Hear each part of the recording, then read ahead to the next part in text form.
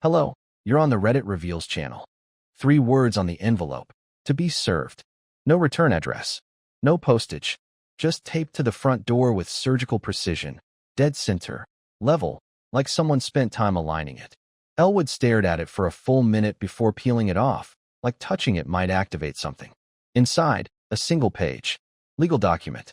Date stamped. Filed yesterday. Petition for division of marital property. Fenton versus Fenton. The room shrank. Not because of the words, but because of the signature. The name scribbled in cursive at the bottom right corner. Odessa Fenton. But her hands had stopped moving 14 months ago. They told him the fire had made it quick. Blunt force trauma, followed by impact, followed by flames. No one survives a drop off the Rook Hill cliff. The wreckage was unrecognizable. Her purse was found lodged in a tree 50 feet from the guardrail. Her ring melted into the metal of the steering column. Yet here it was. Her name. Fresh ink. Right there. Filed. Stamped. Delivered. Elwood sat down on the floor like his bones had given up. Pickle, the cat, meowed once and trotted out of the room like she knew something bad was in the air. He reread the paper.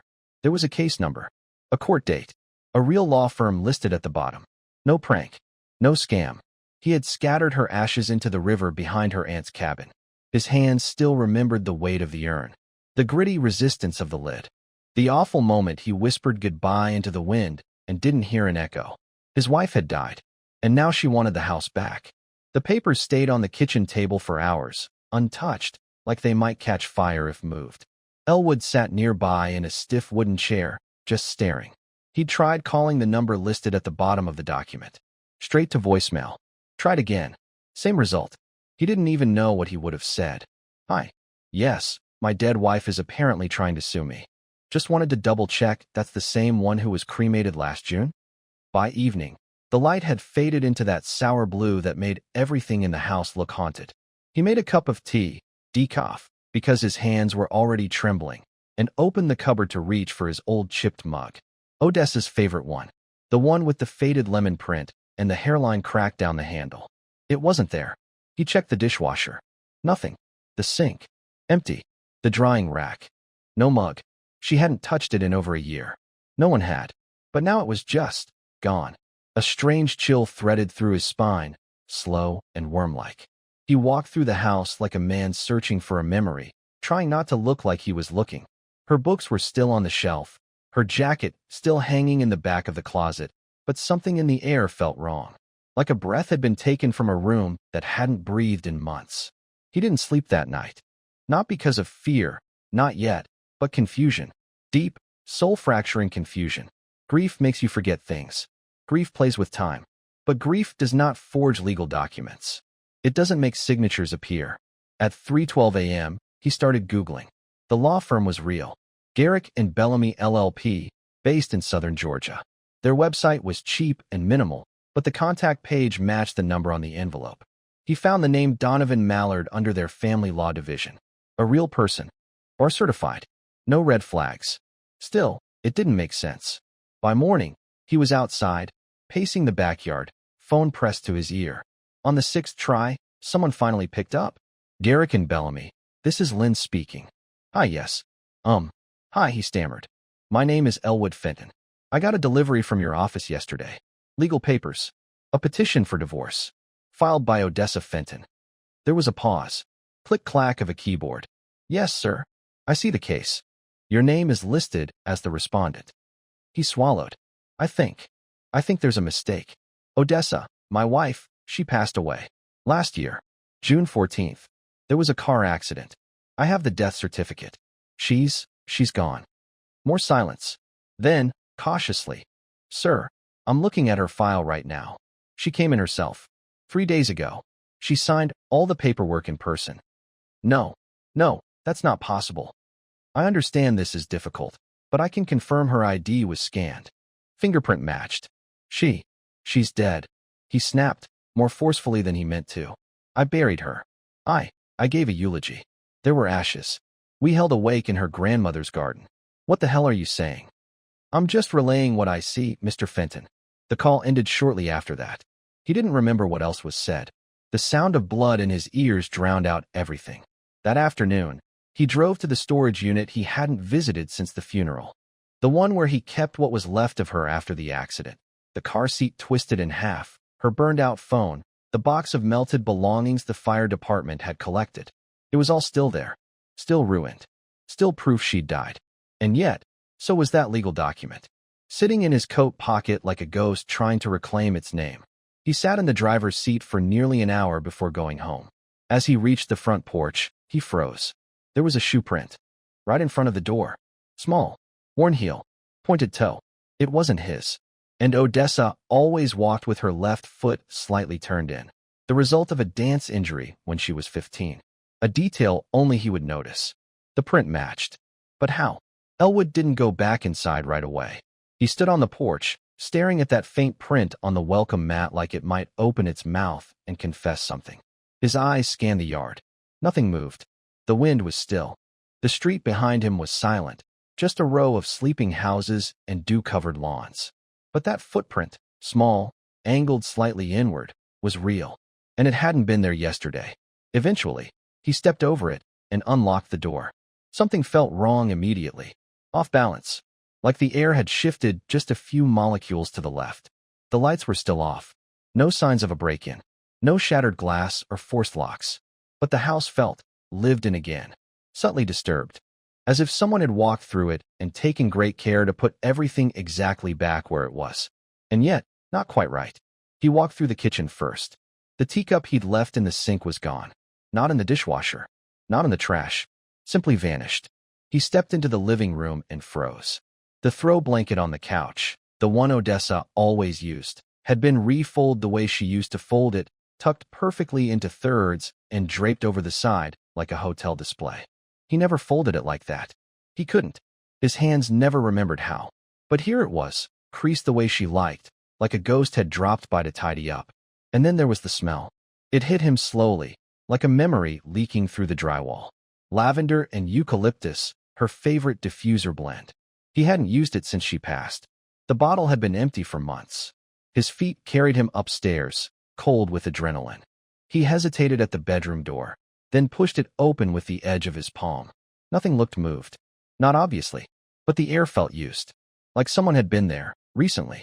He walked to the dresser, stared at it, counted the jewelry pieces in the little ceramic tray. For rings, 2 pairs of earrings, her mother's locket, all still there. But the perfume bottle, the one she had used sparingly, always joking it was too expensive for Tuesdays, it had been turned. Just slightly. Just enough. Elwood backed away, out of the room, down the stairs, and into the backyard, where he stood barefoot in the cold grass for a long time. Pickle rubbed against his leg, then stopped and stared at the porch like she saw something he didn't. He didn't sleep that night, not even in bursts. He just sat in the kitchen, staring at the door, waiting to hear it open again. He thought about calling someone, the police, maybe. But what would he say? "Hi, I think my dead wife is redecorating my house." They'd laugh. Or worse, they'd call someone to take him away. By morning, he was on the phone with a private investigator. The name had been suggested by an old college friend, someone discreet, reliable. The man's voice was gravel and tobacco when he picked up. "Name's Dex. What exactly are you asking me to do?" Elwood hesitated. "I need you to find a woman. Her name is Odessa Fenton. She was reported dead last year, but I just received divorce papers from her. And I think she was in my house." A long pause. "You want to hire me to find your dead wife?" "Yes." The pause was longer this time. "I'll take the job." Elwood emailed everything. Copies of the death certificate, photos of the accident, the petition for divorce, the photo of the signature, even the scanned shoe print from the mat. Dex said he'd start digging immediately. That night, Elwood didn't leave the living room. He sat in the armchair facing the front door, lights off, watching. The house was silent. Too silent. Every little creak in the walls made his chest twitch. Around midnight, he heard something that made the blood freeze in his veins. Humming. Soft. Barely audible. A melody he hadn't heard in over a year. A tune Odessa used to hum when she was folding laundry or watering the plants. Something half-remembered from a lullaby her dad used to sing. It came from the hallway. Just a few seconds. Then silence. He jumped up, grabbed the flashlight, and flicked it on. Swept the beam down the corridor. Nothing. No shadows moving. No footsteps. Just empty carpet and the sound of his own heart pounding in his ears. He didn't sleep after that either. The next morning, Dex called. "You're not crazy," he said. "At least, not entirely. What did you find?" "I found a woman using the name Odessa Fenton. She opened a P.O. box in Ashmore, 2 towns over. 10 days ago. Security footage confirms it's her. Same face. Same hair. Same gait. She's alive, Elwood. Or someone wants you to think she is." Elwood felt his knees buckle slightly. Then Dex added, almost too casually. "And Elwood, she didn't open that box alone. She was with a man. Someone I haven't ID'd yet." But they were laughing. The photo Dex sent came through as a blurry still from a grainy security camera, but Elwood would have recognized her silhouette in a lineup of shadows. Odessa, standing at the counter of a postal center in Ashmore, her head tilted back mid-laugh. She looked alive. Not just physically alive. Like someone who had never burned, never been mourned, never laid to rest in a ceramic urn with her name etched in brass. Beside her, partially obscured by the reflection of a neon sign in the window, stood a man. Broad-shouldered, wearing a navy hoodie, a ball cap low over his face. His hand was resting casually against her back. A touch you don't give a stranger. Elwood stared at that image for a long time. At her. At him. At the casual way she leaned toward the man. As if their connection was older than a week. As if it was natural, intimate, maybe even romantic. It stung in a way he wasn't prepared for. The betrayal wasn't just that she was alive. It was that she had moved on without explanation, like he was some old life she'd discarded without ceremony. He called Dex back. "I want to know who he is." "I'm working on it," Dex said. "But I'll warn you. This rabbit hole might go deeper than you're ready for." "I don't care how deep it goes," Elwood said through clenched teeth. "I'm already at the bottom." The next day, Dex sent another email with attachments, bank records, property registrations, and something that made Elwood feel like the floor had been ripped out from under him. A purchase receipt, timestamped, dated February 3rd, 2022, 6 months before the crash. A storage unit rented in Odessa's name, in a town Elwood had never even heard of, paid for in cash, under a fake address. The access code had been changed just 2 weeks before her death. Why would she need a secret storage unit? He didn't call Dex this time. He got in his car and drove. 3 hours south, through winding roads and sun-faded gas stations, until he reached a squat, concrete facility surrounded by chain-link fencing and overgrown weeds. The woman behind the counter asked for ID. Elwood gave her Odessa's expired driver's license, the same one the DMV had officially voided after her death. The woman barely looked at it, gave him the unit number, and buzzed him through the gate. Unit 41B. The lock was new, heavy-duty. Elwood cracked it open with a set of bolt cutters he'd bought from a hardware store 2 towns back. The door groaned as it rolled up, and the smell hit him first, faint, like old paper and dust, and something vaguely metallic. Inside were 2 things. A single wooden chest, the kind you'd find in an attic full of secrets. And a mannequin. Yes, a full-size, headless mannequin. Naked except for a white silk scarf tied neatly around the neck. Odessa's scarf. He recognized it instantly. It had been a gift from her sister during their second Christmas together. He thought it had burned with the rest of her wardrobe. The mannequin's arms were positioned strangely. One extended outward, almost like it was offering something. The other bent behind its back, like it was hiding a secret. Elwood's stomach churned. He approached the chest and lifted the lid. Inside, there were documents. Dozens. Some were labeled. Some weren't. There were Polaroids of Odessa, some taken years ago, others more recent. There were travel tickets and fake names. A journal with the first 20 pages torn out. And at the very bottom, folded neatly inside a manila envelope, was a signed lease agreement. For an apartment. In his name. He didn't remember signing it. The handwriting looked like his, but not quite. Too neat. Too deliberate. Forged. Next to it was a burner phone. Dead. But he took it with him anyway. On the way home, he tried to make sense of it. What kind of person fakes their death and leaves behind breadcrumb trails in a storage unit surrounded by props and forged leases? What was Odessa planning before the crash? And why did it feel like he was part of it, even though no one told him? He arrived back at the house after dark, left the chest in the trunk, walked up the steps, mind spinning. The door was unlocked. He knew he'd locked it before leaving. He always did. Especially now. He stepped inside slowly, flipped on the hallway light. Something was written on the mirror in the foyer. Just 4 words, scrawled in thick black marker, letters slanted and slightly smeared. Why did you lie? His knees nearly buckled. He backed away, heart racing, then turned sharply toward the kitchen and saw it. Her mug, the lemon one, back in its usual place. Perfectly clean, still wet. He didn't sleep again, not even for a moment. He sat on the living room floor with Odessa's journal in his lap and the black writing on the mirror still fresh in his mind. Why did you lie? It was gone now, wiped clean before the sun came up, but Elwood still saw it every time he blinked. He'd wiped it off with a trembling hand, afraid of what it meant, or who had been in the house. No sign of forced entry, no security cam alerts, no missing items. But the mug, the scarf, the print on the mat, and now that writing. She was toying with him, or someone was. Either way, it was working. He flipped open the journal. Odessa's handwriting. He recognized the soft loops of her Y, the slant of her lowercase t. She always dotted her I a bit too far to the left. It was definitely hers, but it was colder, more precise, less scattered than the to-do lists and recipe notes she used to scribble on envelopes and grocery receipts. This writing was deliberate. The first entry began with a date from over 2 years ago, long before the crash, before the tension, before the long silences in the kitchen, before she started sleeping with the window open even in the middle of winter. It started with a single sentence. It's not enough to disappear. I need to rewrite the story they'll tell when I'm gone. Elwood read that line 5 times before turning the page. The entries that followed were increasingly abstract. Some were just single phrases, jotted down at angles like notes from a dream. He doesn't notice the duplicates. Practice smile.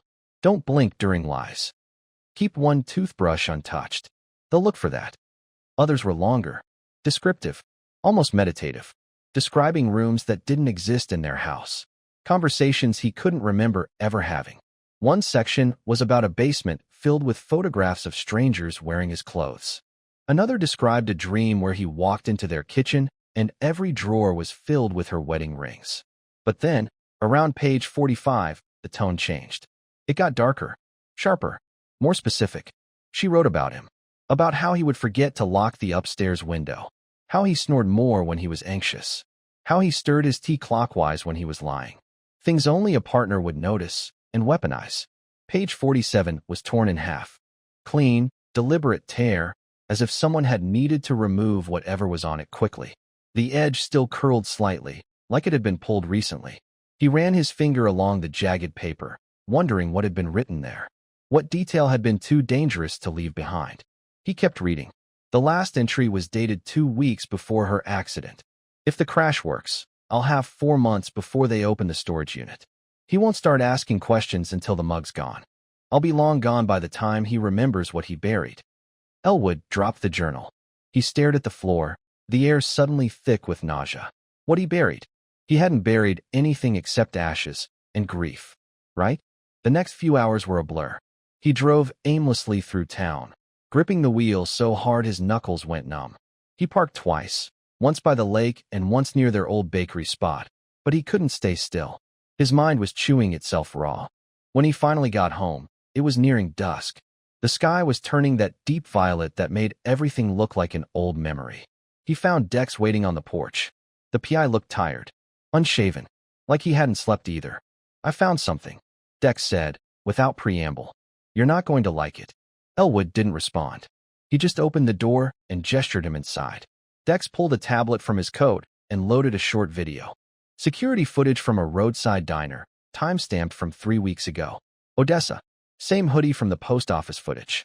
Sitting in a booth with the same man. This time, clearer. Older than Elwood. Dark beard. Heavy brow. They were laughing again. Odessa leaned in, kissed the man's cheek. He smiled and passed her a folder across the table. Dex paused the video on the folder. There, in bold red Sharpie on the tab, were 5 handwritten letters. E. Fent. Elwood looked up. She's not just trying to vanish, Dex said quietly. She's building a second life. And from what I can tell, she's rewriting yours while she's at it. Why? Elwood whispered. Why would she do this? Dex hesitated, then pulled out a small envelope. Because someone paid her to. Elwood opened it. Inside was a printed contract. No names, just signatures, Odessa's, and one more, partially blacked out. But the initials were visible. R.W. And that's when Elwood remembered something he hadn't thought about in over a year. Odessa had once joked, half asleep in bed, "If I ever vanish, blame Robbie Wren. That guy's obsessed with me." Elwood hadn't laughed, because Robbie Wren was his best friend from college, and he hadn't spoken to him since the funeral. The name Robbie Wren hadn't crossed Elwood's mind in over a year, maybe longer. The last time he remembered seeing him was at the funeral, or what he thought was a funeral. Robbie had stood near the back, dark suit, sunglasses, hands shoved deep in his pockets. He'd hugged Elwood stiffly afterward, said something vague like she was one of a kind, and then disappeared into the sea of mourners. That was it. No calls, no texts, no check-ins. But now, his initials were sitting in black ink on a contract tied to the woman Elwood had buried, who apparently never died. It made him feel sick, not just because of the betrayal, but because of the implications that Robbie, the guy who once slept on Elwood's couch for 6 weeks during a breakup, might have known more about Odessa than he ever let on. He searched through old emails first. Keyword, Robbie. There wasn't much. Some banter from years ago, links to bad YouTube videos, a few photos from a camping trip in 2019. But one stood out, an old email chain from when Elwood and Odessa first got engaged. It was a reply to the group invite for the wedding. Robbie's response, "You sure you want to lock that down so fast, El? Some people wear masks a lot longer than they should." Back then, Elwood had shrugged it off as one of Robbie's bitter post-divorce quips. But now, it read like a warning. He tried calling the number he had saved. Disconnected. Facebook? Gone. Instagram? Deleted. LinkedIn? A dusty profile last updated in 2017, showing him as freelance IT consultant. No current employer. No recent location. It was like Robbie Wren had disappeared the moment Odessa's car hit the bottom of that ravine. Dex called the next morning.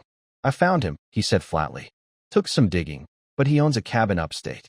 Under a shell LLC registered to a dead relative. Real subtle.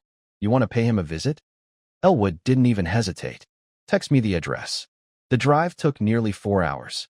Long stretches of cracked asphalt and pine trees that looked like they hadn't moved in decades.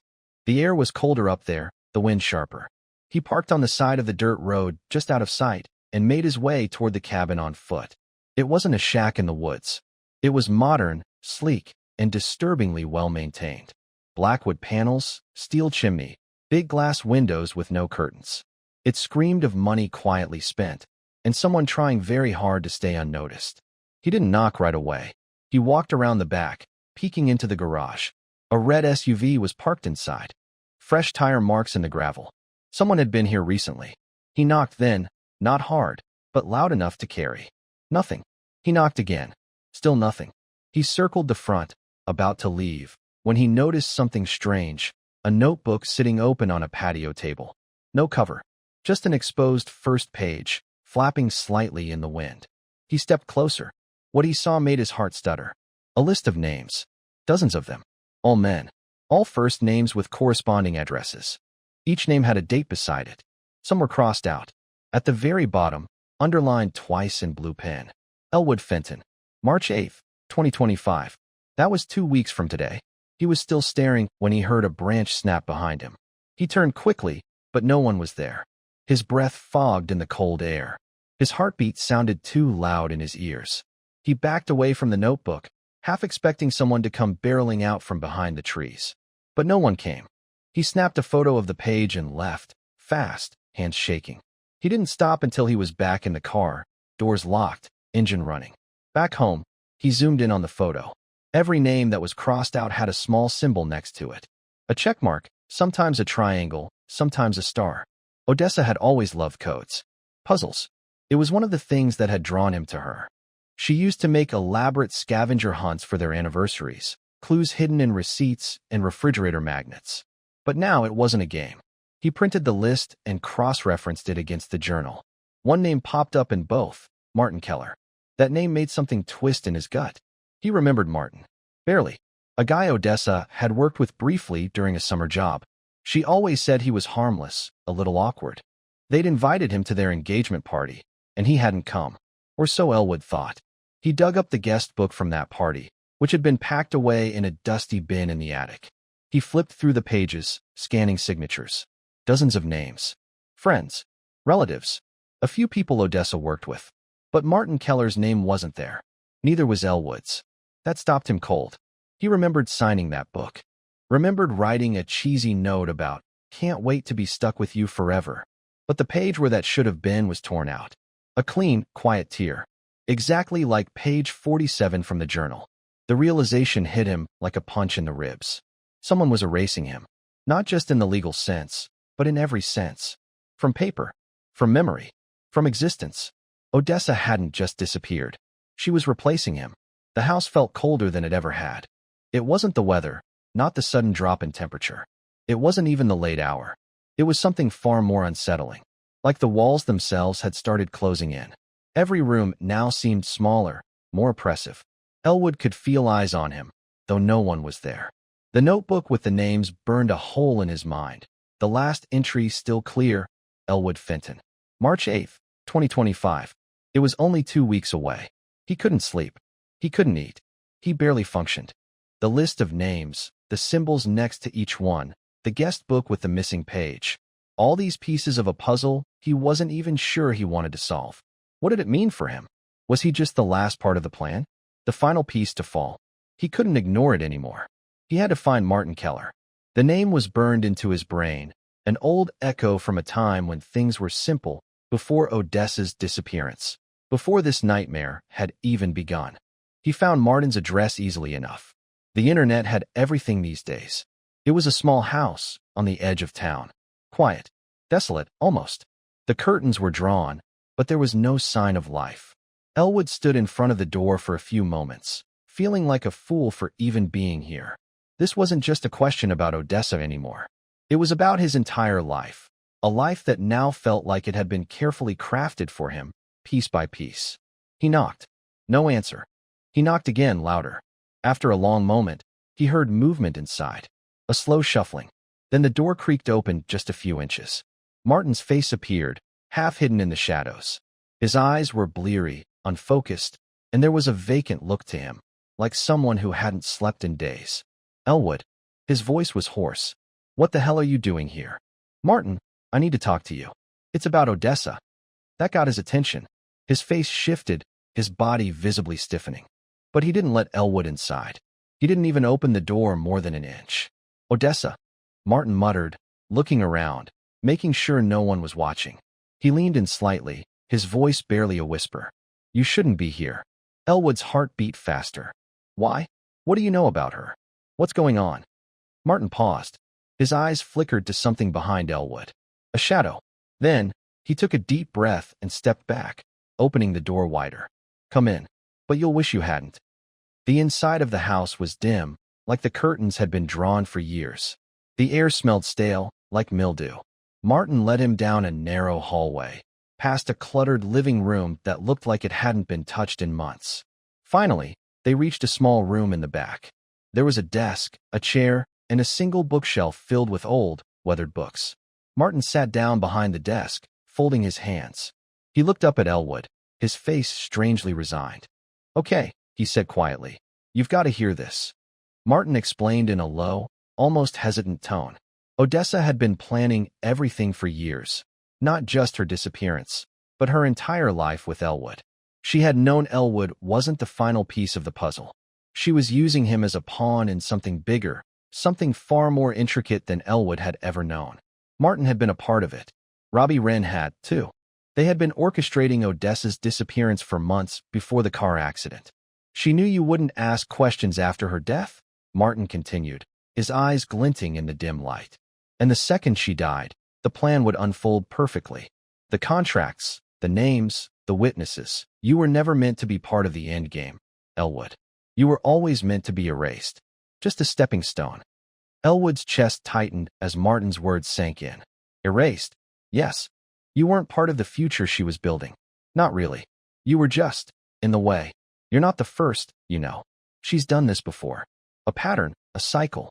Men like you who get caught in her web, thinking they're loved, thinking they matter. But it's never about love, Elwood. It's about control. He couldn't breathe. He stumbled back, knocking over a chair in the process. I don't understand. If it wasn't about me, then who was it about? Martin hesitated, looking down at the desk. His voice dropped to a whisper. It's about Robbie. It always was. Elwood's world tilted. Robbie Wren? But why would? No, not like that. Martin looked up, desperation flashing across his face. Robbie was the one who planned the whole thing. The accident was supposed to be a cover for what she needed to do next. But Robbie got greedy. He wanted more. He thought Odessa would be his. And when she wasn't, when she chose you, he wanted to replace you. Elwood's heart was racing now. The room felt like it was spinning, like he couldn't stand still for fear of collapsing. Replace me. Martin nodded. That's why the list was in the notebook. Those names. They were part of the game. Every man she worked with. Every man who believed she loved him. She used them. And you were next. She was going to frame you. Frame you for her death, and make it look like a tragic accident. She wanted a clean slate, Elwood. For her and Robbie. But things went wrong. Elwood stumbled to the window, trying to steady himself. So the crash. It wasn't an accident? No, Martin said, voice hollow. It wasn't. A noise behind him made Elwood freeze. The door creaked open slowly. His blood ran cold. There, standing in the doorway, was Odessa. She wasn't dead. And now, Elwood realized, she had been playing him all along. Elwood froze. His mind raced, trying to piece together the impossible scene in front of him. Odessa stood there, eyes wide, hands slightly raised in a gesture that could have been mistaken for surrender, but it didn't feel like surrender. She wasn't afraid. She was confident. Too confident. Elwood, she said, her voice as calm as it had been before the accident, before everything had spiraled out of control. It's not what you think. For a moment, Elwood just stared at her. He'd spent months in torment, searching for answers, tearing apart every corner of his life, only to find that the woman he thought he'd lost forever was standing in front of him, alive, breathing, but not the person he'd once known. Not what I think. His voice was hoarse. You faked your death. You planned this whole thing. The accident, the documents, everything. Why? Why? You left me. She took a step closer, her eyes softening, and for a split second, Elwood thought he saw the woman he had loved, the woman who had shared his life, his dreams, his home. It wasn't supposed to go this far, Elwood, she said, her voice faltering slightly. It wasn't supposed to hurt you. He shook his head, stepping back. Then why did you do it? Why destroy everything? She swallowed hard, her gaze dropping. Because I was trying to protect you. And myself. The truth is that I've been in hiding for a long time. The accident wasn't a random tragedy. It was planned, but not for what you think. Elwood's mind was spinning, but he didn't interrupt. He needed to hear it all. He needed to understand. Robbie Wren was not who you thought he was, she continued, her voice barely above a whisper. He wasn't just my friend. He was someone who had been manipulating me, pushing me into a corner. He wanted control over both of us, over everything. He used me, Elwood.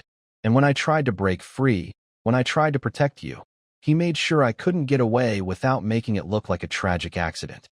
Elwood's heart pounded, but he still didn't know if he could believe her.